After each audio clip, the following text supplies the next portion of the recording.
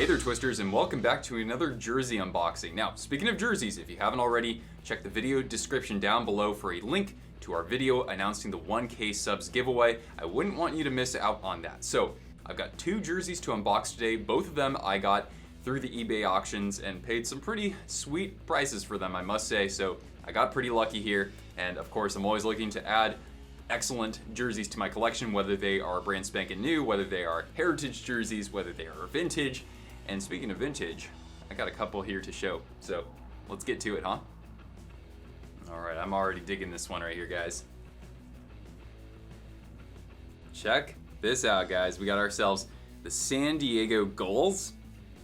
And as you can probably tell, we have some signatures here. So apparently the whole team had signed this, but here's the kicker, guys. This jersey right here, this is not from the San Diego Gulls of the AHL. Something I didn't know.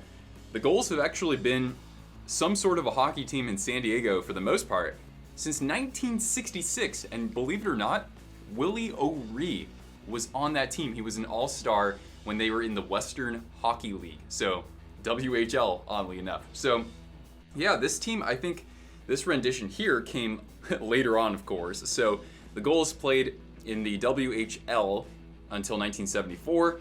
Then in 1990, they went back to the IHL, the International Hockey League. There were a number of teams playing in that league on the West Coast. Then in 1995, they transitioned over to the West Coast Hockey League, so WCHL, and they then transitioned to the ECHL, as that actual lone franchise right there went to the ECHL. So I think that I'm getting something from the ECHL right here, especially from this jersey manufacturer here, SP. So yeah, I'm really happy to have this in my collection. And of course, after their time in the ECHL, they refounded themselves, I guess, as an AHL team in 2015. So again, I think this is from the ECHL era. You've actually got a Mission Hockey patch on here, interestingly enough. And you got this great color scheme of black, orange, and light blue. So kind of reminds me of what the Kansas City Mavericks use right now. Of course, the San Diego Gulls in the AHL also use that. I really like this material here. This is more like the ultra fill that we saw in the early 90s when the league was kind of going between that and Masca. Now, yeah, there are some stains on this jersey, but it's all good because you know how much I paid for this?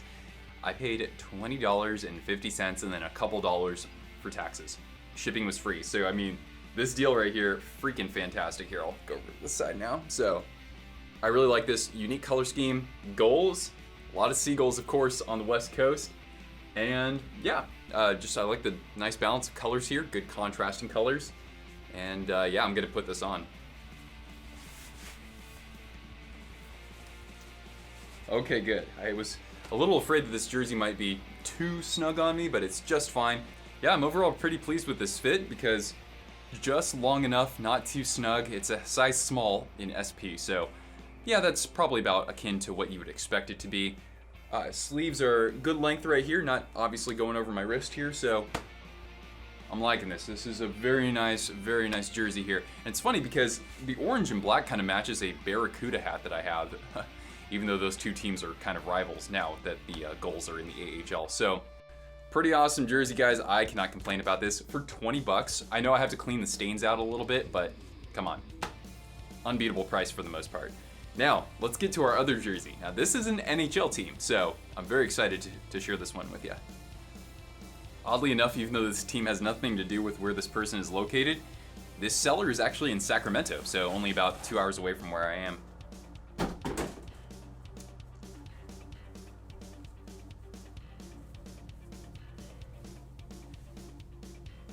Hell yeah.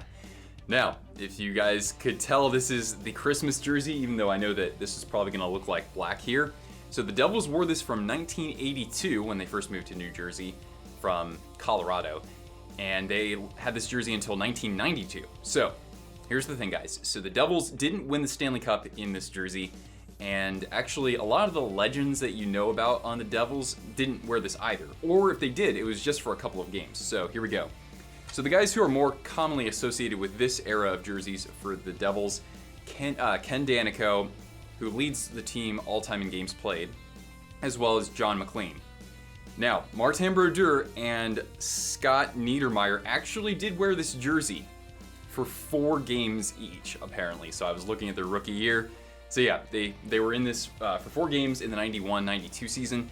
And then Scott Stevens wore this for 1 season after he came over from the Capitals. So the Devils, as we know, have this jersey reissued in Adidas, and I really like how it looks.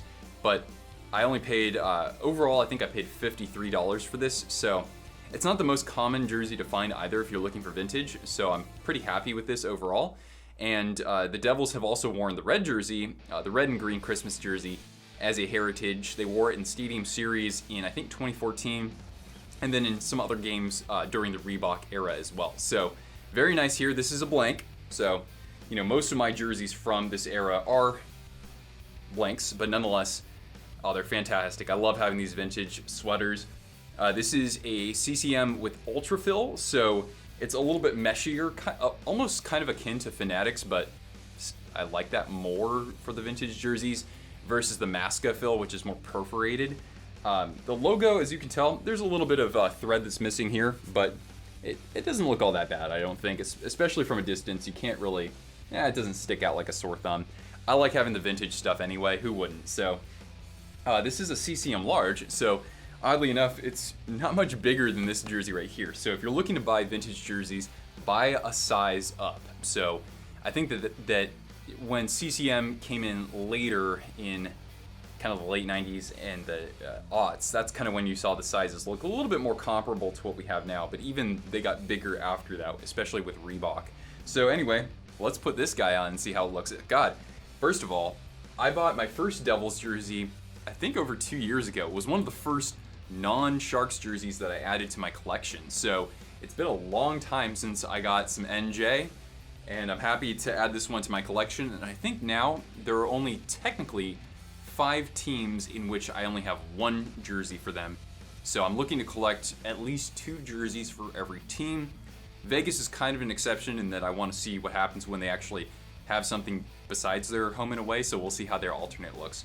Anyway, let's put this on and unleash the inner David Putty in me.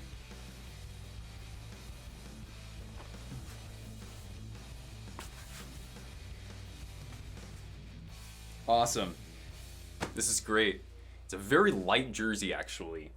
I do like the Ultrafill. It feels just really comfy, especially if you're not really wearing much underneath. And of course, it's still pretty warm outside, so that seems to be the case, right? Yeah, this looks really nice. The logo's a little creased here. Not too bad. Again, I'm not too surprised considering this jersey that I'm wearing right now is anywhere between 25 and 30 years old, honestly. So I'm still very happy with it nonetheless. Really like the striping. I like this kind of separation on the shoulder here, even though I'm not like a huge fan of, I like rounded shoulders, but not ones that dip too low. But the old styles, I mean, there's a sense of nostalgia there for sure. So overall, nice striping. I wish the Devils would use something more akin to this regularly because I really liked how the Reeboks look. See, you got the rounded shoulder, you got striping here and on the bottom, and I don't know, I just really like how they did it back in the Reebok era and even before that, because yeah, the Adidas one, I don't like the crop shoulders on that. It just, I don't know guys, some of you like it, hey, good on you, but this to me, that's the best that they've had. This is probably my second favorite jersey then for the Devils. God, I just hope that they come out with an alternate one of these days, you know? Have a black alternate, I was thinking about having like maybe a green and white alternate or a black with green alternate, just something that is kind of long overdue, and maybe one day even reinvent their logo. Not to say that this isn't a bad logo, it's just that, I don't know, it could kind of use a refresh, right? Especially once the Devils kind of hopefully so, they start to kind of re-emerge. They got a long way to go though, honestly. Like what I see from Mackenzie Blackwood, but yeah, I mean Gusev turned out to have a pretty good year, but even so, he sure hasn't quite progressed to that level yet. And Jack Hughes, don't call him a bust, guys, but he's got some more development ahead of him for sure too. Well, anyway, that's going to do it for this video, and of course, I invite you to stick around for more jersey unboxings. Enter that 1K giveaway if you haven't already by September 12th. It will be an Adidas authentic jersey, Team of the Winner's Choice, customized to Twisted Wrister, number 18 on the back. Unless you want a different number, we can make that happen. So yeah, guys, that's going to do it for this video, and I appreciate you sticking around for this one.